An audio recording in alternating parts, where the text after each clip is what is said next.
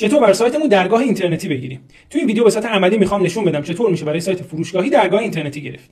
درگاه‌ها کلا دو نوعن، درگاه‌های بانکی و درگاه‌های واسط. درگاه‌های بانکی مثل چی؟ مثل پارسیان، پاسارگاد، سامان، به پرداخت ملت و غیره. درگاه‌های واسط یا پرداختیارها مثل زرینپال، زیبال، پیپینگ و غیره.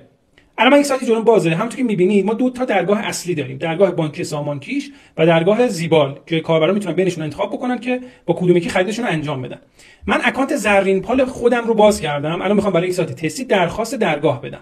اول ازم سوال میپرسه که درگاه پرداخت میخوای یا زرین لینک. من درگاه پرداخت اینترنتی رو میزنم، میگه دامنت رو وارد کن، مثلا من میزنم mydomain1.ir، تایید و ادامه رو میزنم، بعد بهم میگه عنوان فارسی وبسایت رو بزن، مثلا میزنم دامنه وبسایت من، حالا یا هر چیز دیگه ای عنوانی که برای سایت داریم، تایید و ادامه و در نهایت دسته‌بندی متناسب با کسب و کار. مثلا فرض بکنید برای کیف و کفش و پوشاک هستیم، تایید و ثبت رو میزنیم و اینجا درخواست درگاه برای زرینپال ثبت میشه. حالا باید کارشناساش بررسی بکنن، اگر ما اینماد و کد مالیاتی رو داشته باشیم درخواست درگاه تایید میشه و برای ما یک مرچنت کدی صادر میشه که این مرچنت کد هم که میبینید الان تو این تیکت به این صورت میگه که درخواست درگاه شما با موافقت ثبت شده. همکنون میتونیم سایتمون رو به درگاه وصل کنیم که برای سایت وردپرسی این کار با افزونه‌های واسط انجام میشه.